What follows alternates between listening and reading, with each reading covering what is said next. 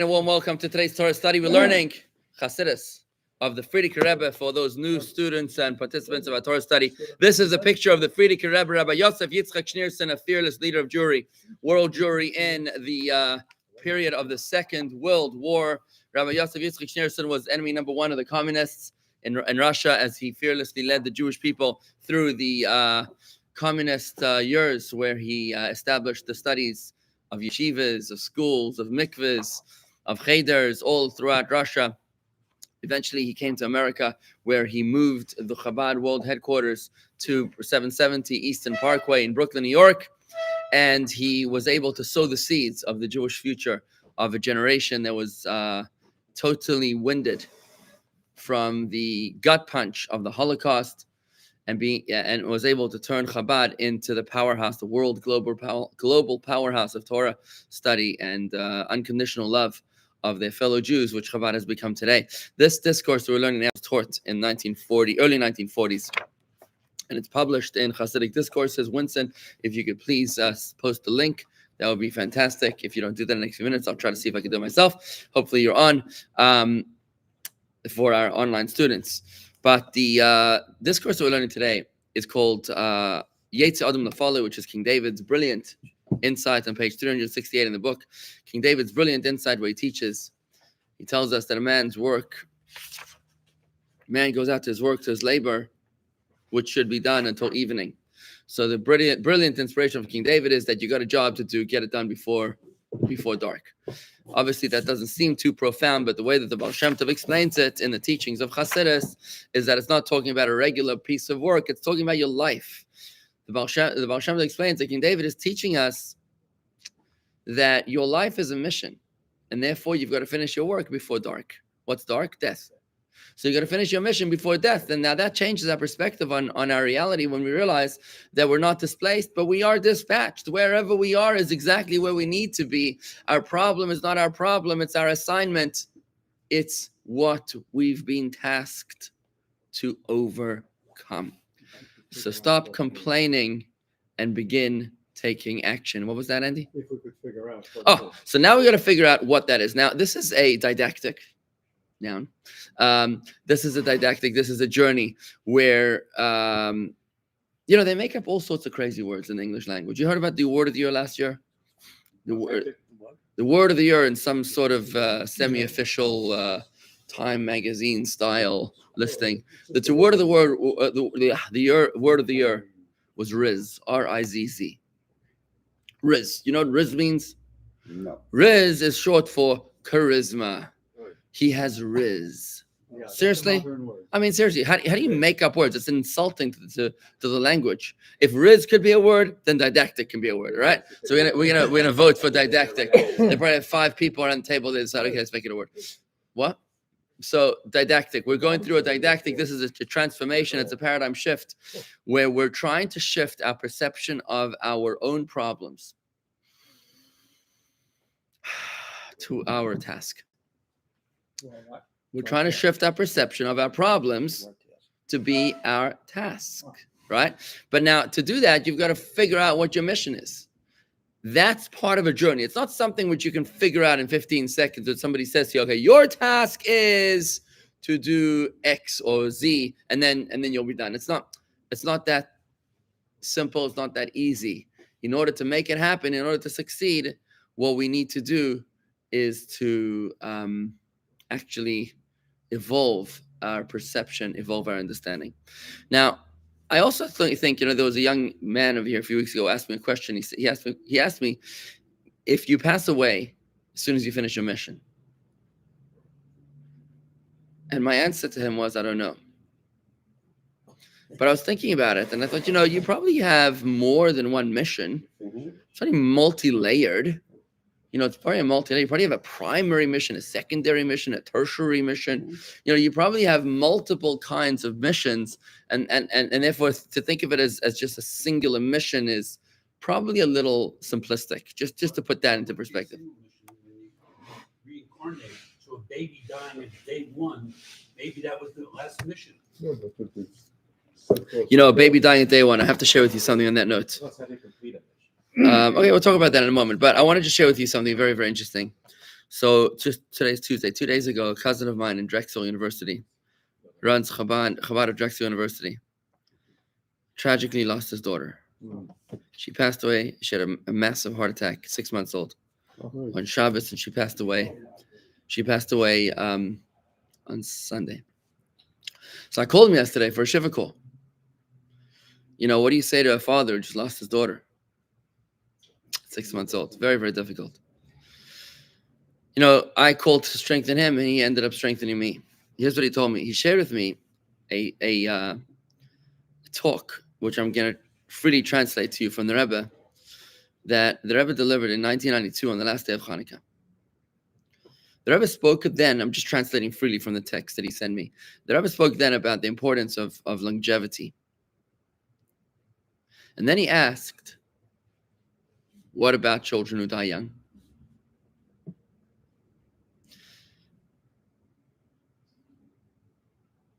The next day, there were 2 children's funerals that passed by 770. 2 children's funerals. The next day was one, and 2 days later was the second one. Okay? Obviously, this is something which is very unusual. One of them who passed away was the grandchild of Reb Shalom Mendel Simpson. The other one, who was one of the Rebbe's secretaries, and the other one was the daughter of a shliach. The Laufer family of Providence, Rhode Island. This was the grandchild that passed away. Everybody was feeling very, very emotional, obviously. The Rebbe saw what was going to happen, and he tried to address it, and the Rebbe addressed it. Oh, it seems now the guy's saying, in retrospect, he's saying that in that talk that I'm about to tell you, the Rebbe was trying to preempt what was going to happen. That's what this writer is saying. He's saying when the Rebbe spoke on the last day of Hanukkah, the day before the 2 funerals, it seems like the Rebbe sensed what was going on, and that's why he addressed this question. Here's what the Rebbe said. The Rebbe gave the following message.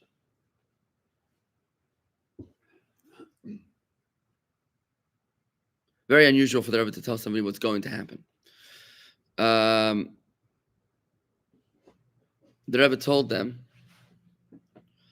that you should know that your son passed away. I want to assure you he's sitting and listening to Chassidus from the Rebbe in Gan Eden. I want to assure you that your child who just passed away, his soul, is sitting in Gan Eden in heaven, and he's already listening to Chassidus directly from the Rebbe. It's very unusual for the Rebbe to speak about such things and to talk about what's going on in heaven. It's pretty deep, right? When a father who just lost his daughter hours earlier tells me that he's certain that his daughter is in heaven, in Gan Eden, listening to Chassidus directly from the Rebbe. I mean, that's quite an interesting concept, especially when you put things into perspective. When you think about, so what is my mission in life? Think about it. What is my mission in life? And you think about, is it to make money? Is it to run for political office? Is it to invent something? But when you realize that a soul that passes away is already listening to Chassidus in Gan Eden in heaven, it gives you a perspective on what the finish line looks like, right? Just to put that into perspective. But let's go into today's study. Well, today we're going to learn. Are you okay with that? You look like you're raising eyebrows. You're not okay.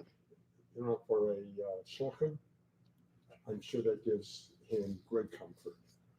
But tell that to someone who's not. I don't think that explanation is going to get very far. Wasn't an explanation. Wasn't an explanation. Or whatever. Concept. Just I want to just address that. Rob, I just want to address that. There was a person that came to the Rebbe. Yeah, and this would totally derail us today, but just to give you a quick answer to your question, to the deep question. The question is, so can that answer fly to anybody who loses a child, God forbid? I can't even imagine. And I'm not justifying, I'm not condoning, I'm not explaining, I'm not defending. I'm just sharing with you a story, right? For me, the purpose of the story is to give you perspective on life's purpose. That's the entire perspective. I do want to say to you that there was an inconsolable father who lost a child, a kid that somehow landed before the Rebbe. And he came into private audience, a total basket case, and he left calm. So people said to him, what happened in there? Like, how did you suddenly, what happened? He said, the Rebbe asked me the following question. If you couldn't know that your child is okay, would that help you? And he said, that would help me. And if you could know that you could send a package to your son, would that help you? And he said, that would help me. So the Rebbe said to him, I want you to know that just like you live together with your children in a house, your child just moved upstairs. He moved to the attic. He moved to the next floor of the condo. He's upstairs. So in other words, you can't see him. You can't hear him. But he does sense you. He knows who you are. I assure you he's okay. And if you want to send him a package, you say Kaddish, you do Torah mitzvahs in his memory. This person wasn't a shliach, left. Now again, who are we to understand and empathize with their struggles? True story. The guy left and he felt much better. That's all I'm telling you. What was your question? Still didn't answer my question. What's that? Why could not, when the child died, why could not that child completed his last mission? He may have. He could have. He may Well, have. Who are we to know that? How do we know if he finished his mission? I don't know. Actually, we know he did. How do we know he finished his mission? By the way, when it says that God took someone, it says in Genesis that God took Hanoch. That Hanoch went with God and God took him. Why did God take him? Because it says in Rashi, he didn't finish his mission. It says about Hanoch that God was worried that he too would succumb to the temptations of the evil people around him, and therefore God took him in order to not allow him to succumb. Which is interesting. That's not the mission being finished. That's like a what's the word? Indian preventative, right? Look, there's a lot to talk about here. I want to make sure we cover something very, very important today, and that is a very important piece of Jewish law. Now, all of Torah is connected, right? So Torah is like hyperlinks. You know what a hyperlink is? You click here and it takes you there, right? Everything in Torah is interconnected. So what we're going to learn today is a law relating to divorce that's going to teach us volumes in terms of the perspective of our truth. Okay, the law of divorce is like this: that a man has to give a get to his wife if he wants to divorce her. He has to give her a get. What's a get? A get is a 12-line document. The word get is made up of two letters, gimel, tet, which has the numerical value of 3 plus 9. Gimel is 3, and tet is 9, which makes up 12. Right? Because it's a 12-line document that basically is a formal disassociation release between the husband and the wife. He releases her, not the other way around, and he has to give it to her or send it to her messenger, her proxy, or put it into her possession. Now, what's critical is that the husband has to want to give her the get. What happens if he does not want to give her the get? More than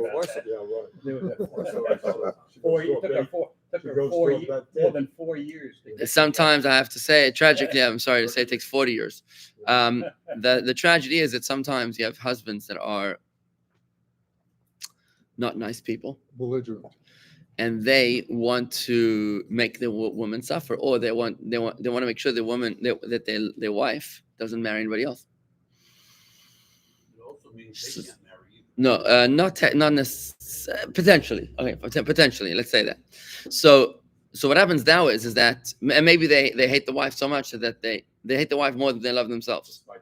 Despite themselves, right? So they won't give her the get, and now she can't get remarried. And let's say she wants to have more kids. Biological clock is ticking, right? Ticking. She wants to move on with her life. She doesn't want to be alone, but he's making her alone. She's called an aguna. Aguna means, in Hebrew, the word anchor of a ship. I went to the USS Midway the other day. The aircraft carrier, unbelievable. The size of this anchor was incredible. Chains of this thing. So an anchor in Hebrew is ogen, is the same word as aguna, as a woman who's not allowed to get married, because an anchor keeps you rooted to the spot. The ship is rooted; it doesn't move. So to a woman who's not able to move on with her life, she's rooted to the spot. It's like a woman whose husband goes out to war, her husband disappears, and nobody knows if he's alive or dead. So if he's dead, she's a widow. If he's alive, she's married. But this husband disappeared, either because he was in the World Trade Center on September 11th and nobody found the body, or he was taken hostage, God forbid, on October 7th. These are some of the most gut-wrenching cases in Israel today, where there's no evidence of the body. There's no evidence. Was he incinerated, God forbid? Was he taken hostage? Is he still alive? They don't know. So the rabbinical court in Israel had to make some of the most difficult decisions in all of Jewish history, and I'm not exaggerating about that, in the past few weeks, where they had to rule about certain women if they were allowed to get married or not, if they're allowed to move on in their lives. Because based on certain circumstantial evidence that involved hostages and testimonies and Hamas videos and different things that they pieced together, they came up with a conclusion about certain women being allowed to move on in their lives instead of remaining the rest of their lives wondering if their husbands are alive. Right? Some people, as we know from October 7th, were identified by a mere tooth. That was all that was left behind of them. Tooth. Can you imagine how brutal, how savage? So what happens? That this a regular aguna is a woman whose husband gets lost. In the olden days, people traveled somewhere. I'm going a trip to I don't know where, and who knows? Was he killed by a highwayman? Was he eaten by a lion? I mean, nobody would know. So this woman, for the rest of her life, can't get married. It's called an aguna. In much the same way, when a man refuses to give his wife a get, she's a living widow because she can't marry anybody else, but she also can't marry her husband because he doesn't want her. So what happens? Okay, but that's not enough to allow her to get married religiously. Yeah, in South Africa, by the way, you cannot get a civil divorce unless a Jew cannot get a civil divorce unless they've already given a get. Okay, and by the way, men will use this as a weapon for alimony. They'll say, "Well, I'll give you the get if you release me of all alimony, or give me the house, or give me the kids, whatever." Someone's like crazy. It's awful. So what happens now is that if a husband doesn't want to give a gift to his wife, then sometimes you need to make him want to give the get. How do you make him want to give the get? In a dark alley, you meet him up and you make him want. And Maimonides puts it this way: he says, so you beat him you beat him until he says, "I want." Now, what would be the purpose of him saying, "I want" under duress? I mean, was that really what he wants?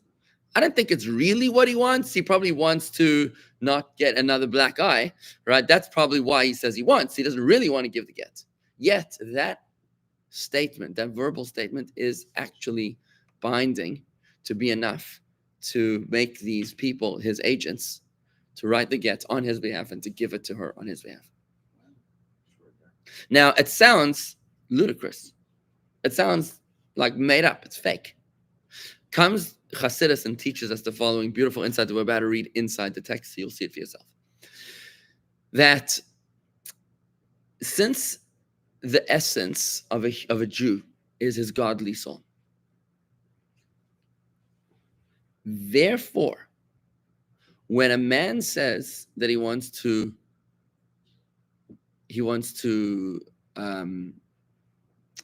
hurt his wife, that's not his true desire. That's a hijacking of his truest desire. That's his evil inclination, hijacking or sabotaging his truth. But when he verbalizes the words, "I want to give her a get," what he's doing is that he's actually manifesting his deepest truth, which is his godly soul, which is consistent with the laws of Torah, with loving a fellow Jew unconditionally, with doing the mitzvahs of the Torah. Right? So even though it seems like it's so shallow, superficial, because it's under duress, nevertheless, when you take a subatomic perspective on the situation, and you realize that at his deepest essence, his truth is a godly soul, that's the essence of a Jew. You realize, then the verbalization that he's making right now is indeed expressive of his godly soul, and that's his deepest desire.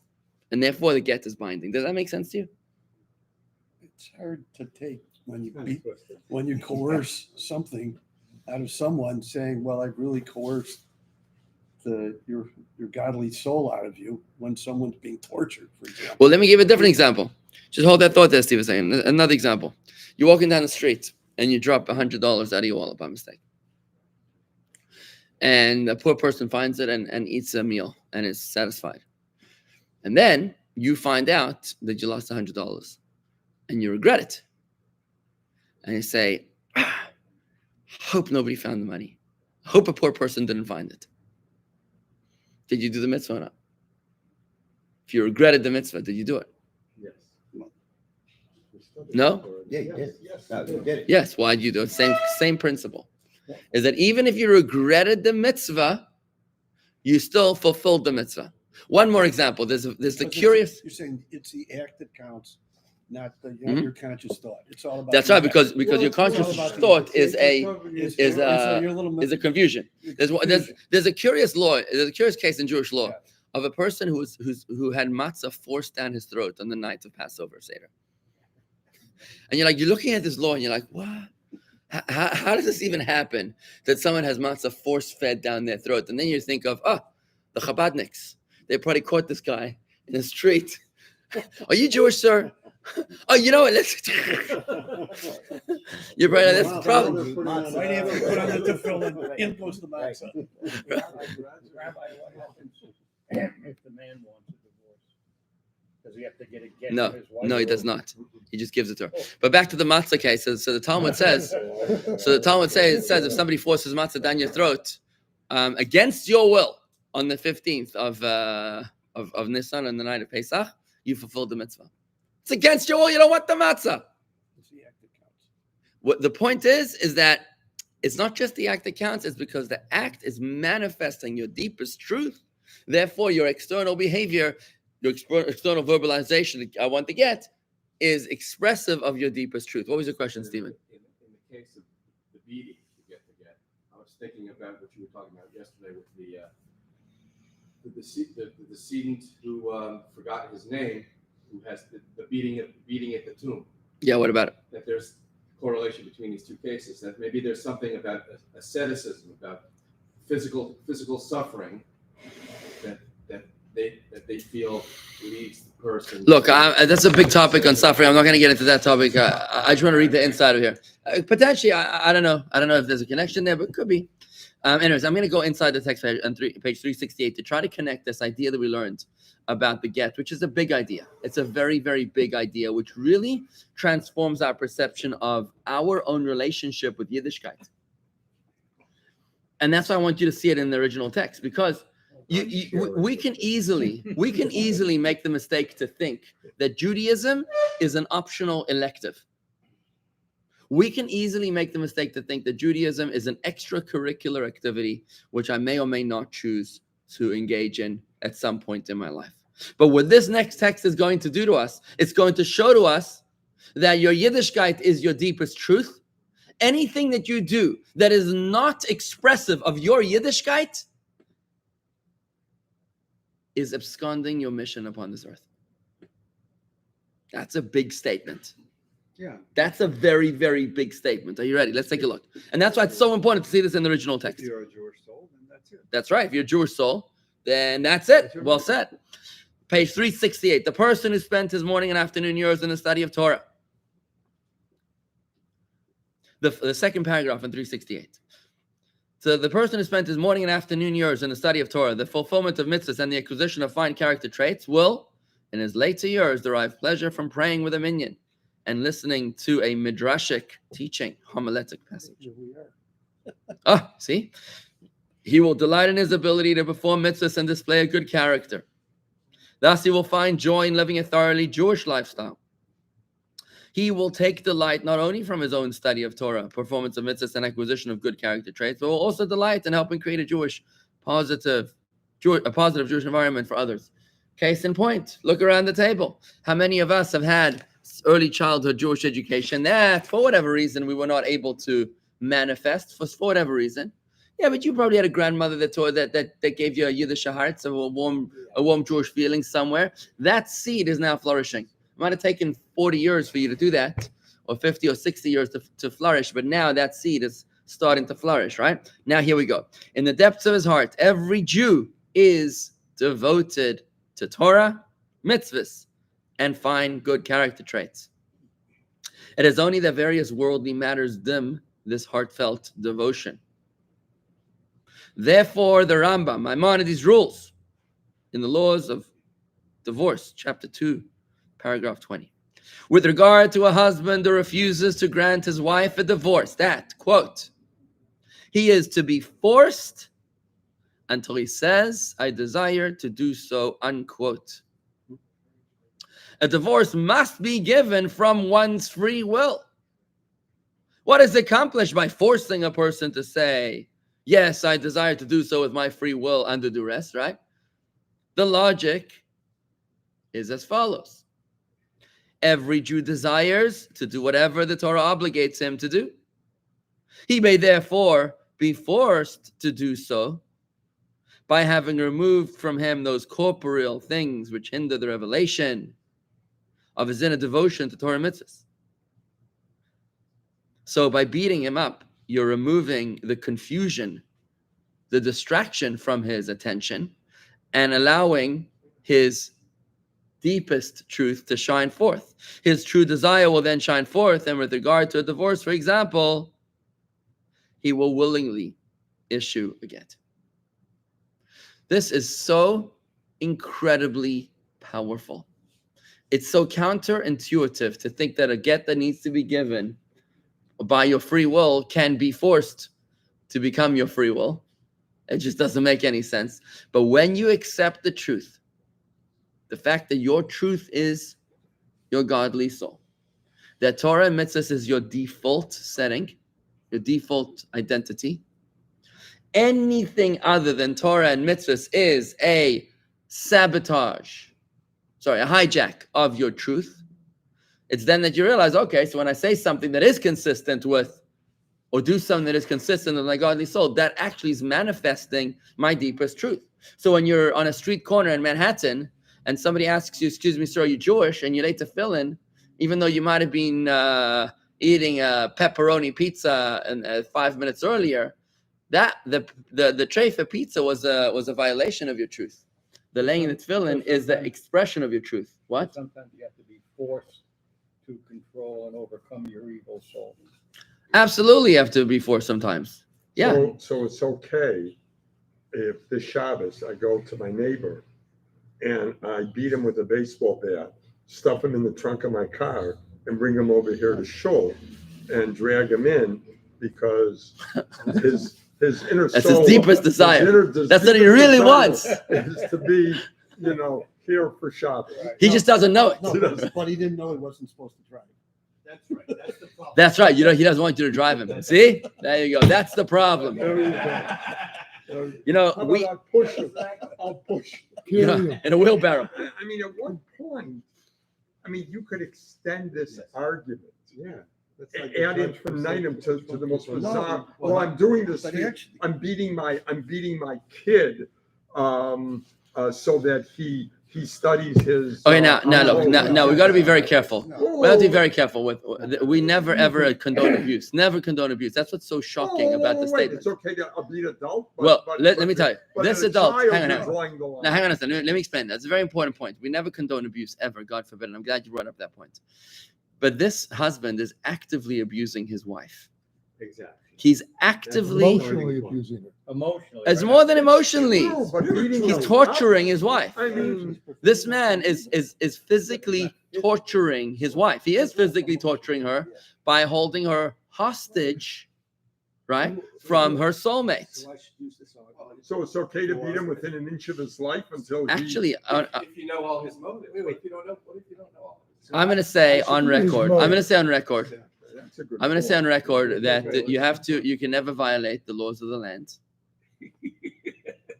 and that sometimes you might need to go with assistance of police, of the authorities, and sometimes you might need to, like the judge might order this. Yeah, the judge might order this, but you never want to take the law into your own hands. It's never, ever, ever a good idea. What? But when you play it all out, at the end of the day, after he's been forced into the get, He's been persuaded. a year or two later, when he says, "Gee, that was probably okay. I wanted to get rid of her. I found a new woman. I want to get married." Best thing ever happened. Yeah, And the reason it probably doesn't so. need to get- So at Harvey, the end of the day, it's a year or two later, that's what he's getting. What's that? out. What are you saying? Finish your no, sentence. I'm just playing the whole thing out. At the end of the day, even though he was forced into it because it wasn't recognized as godly soul, Yeah. at the end of the day, play it all out. He'll eventually realize it was for the good. That's exactly right. And I He's want gonna- to and I want to as use soon as he gets out of the hospital. and Rob, I want to use the parenting metaphor that you brought up. Okay. Yeah. About child abuse, God forbid, right? God forbid child abuse. Can you force your kids to do something they don't want to do? So today you have people that say, well, I don't know if I had a boy or girl. I have to ask my kid. I have to ask my kid if it's a boy or girl. We don't know yet. They'll let us know, right? And they have these people that say, well, we'll let our children wear whatever they want because we don't want to brainwash them, right, to think that they're a boy or to think that they're a girl, right? We force our kids to eat with a fork and knife at the table. Is that child abuse? Is that child abuse? The kid wants to stuff his face. I have two kids. It's amazing. Two different kids. They're both in the high chair. Both two babies, right? They're a few months apart. Both sit in the high chair. One of them has whipped cream all over her face, like everywhere. The other one is named after his great-grandfather from Italy, Gershon Mendel. He has a little speck of whipped cream on his elbow. And he says, Tati, napkin. This other one, they're like two different natures. He can't handle a speck of dust. He sees a little piece of dust. He's like, Tati, clean it. He can't handle it. The other one, no problem, mud head to toe. It's amazing, right? So now how does it work? So does that mean that by forcing the kids to eat with a fork and knife, am I brainwashing them? No, I'm educating them. That's called education, right? By forcing my kids to go to school, to stay up to study for their exams, am I abusing the kid? No, I'm educating the kid, right? So, and I was trying to finish this point, is that what I'm doing is that I'm bringing out their true desire. Their true desire is to be a successful human being, right? Is to be an educated, with an education of sorts, to be able to be civilized. They might not realize that right now. My kid wants to stay up till 4 o'clock in the morning watching videos, but I'm going to force him to go to sleep at 9 or 8 because he doesn't know what he really wants, right? You see where I'm going with this. What? Go ahead. The aspiration of the soul is to be ordered. Exactly. The aspiration of the soul is to be ordered. By withholding the divorce, he was holding her hostage against her will. Exactly. And we're saying it wasn't him, it was his Yetzei Hara. So instead, we're removing his holding hostage against her will. He does with something that appears to be against his So will. he's an active abuser. You have to realize he's dealing with an active abuser over here, right? That's what he is. The man can get divorced. The woman can't. All this is a methodology to allow The a woman. woman to get divorced. We're protecting the rights of a woman. Exactly. Bottom line is, guys, I'm going to wrap it up over here by saying the If following. you were concerned about the rights of the woman, then allow her to get a divorce without it yet. Yeah. I mean, Well, 2,000 that's years not what ago. God decided. So That's not the law. okay. if you get into that committee, then maybe you can make some changes. So the rights of a woman, when she can. I think God is perfect. You don't get it. We don't get. Of course, God is perfect. Well, how can you logically explain Listen, when that a she, man has that right? when but a she. woman Okay, hold on. read from the Torah, Guys, one she thing at a has time. the same Guys, one thing at a time. So Chuck is asking a question. How can God be perfect if he doesn't make sense? That's what you just So said. why? How can God be perfect if it doesn't make sense? What is the logic? The answer is logic is not perfect, my friend. Logic ain't perfect. Of course, chok is a Logic- decree. Logic Chok is has a decree. nothing to do with it. No, the question was asked. How can God be perfect if a woman can't divorce the man? Only the man divorced the woman. It seems imperfect. I just want to say to you, when you realize that the energies of men and women are different, that a man is a conqueror, a giver, a woman is a nurturer, recipient. The energies of men and women are different energies. They're equal but different, right? Just like Kohen and Levi and Yisrael, 3 kinds of Jews, right? No one's better than anybody else. They're just different. This guy's a Kohen, this one's a Levi, this one's an Israelite. So too, when you realize and when you manifest their energies, the man is the giver, the woman is the recipient. Now, you might not like it. That's a different story. But without getting into that, my point I want to conclude is by saying this, is that from the laws of divorce, we extract over here a beautiful perspective on what is our deepest truth. Just like the nasty husband who didn't want to divorce his wife, but when he verbalized the words to divorce his wife under duress, that was expressive of his deepest truth, which is his soul. We can begin to extrapolate now what is our mission upon this earth. Which genre is it, right? Is it in the movie industry? Is my purpose in Netflix? Is my purpose maybe in money? We're starting to realize that your deepest truth is in your spiritual connection to Hashem. Why? Because your deepest essence is your godly soul. What is your godly soul? It's a piece of God.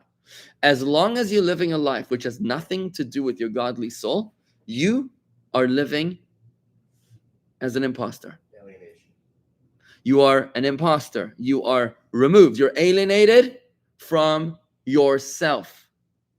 And you can think that you're spending a lovely life, but it's a life of distraction.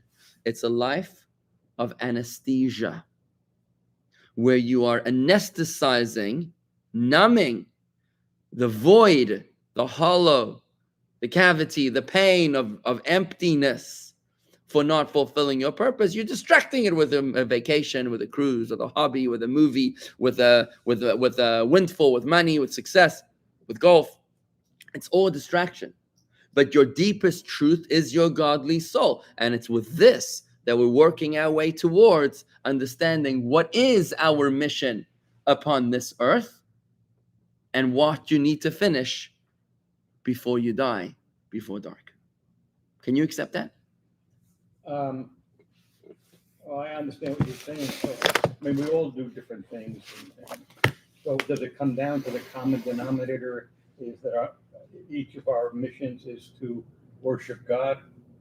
Well, let's not oversimplify. Let's not oversimplify. We're working scientifically. I'm trying to find You're trying to simplify, right? So yeah, but I want you to I want you to realize but if I gave you an answer in 10 seconds, then it would go in one ear and out the other. I've got to build my case. You see what I'm trying to do over here? I've got to build credibility here, because I could tell you, well, your mission is to pray all day, and you look at me like I'm out of my mind, and you say, Rabbi, hasta la vista, I'll see you next Yom Kippur. You know what I mean? But if I built up my argument and I explained to you that this is not about me or about the shul or about the financial stability of the congregation as much as it is about you and your truth, then it's more compelling. You follow what I'm saying? So bear with me. Give me a few more days. All right? Well, I hope we get to that. Listen, you got to 120. You got plenty of time. I don't want to die. All right, folks. Thank you all. So, Chassidus, We're off.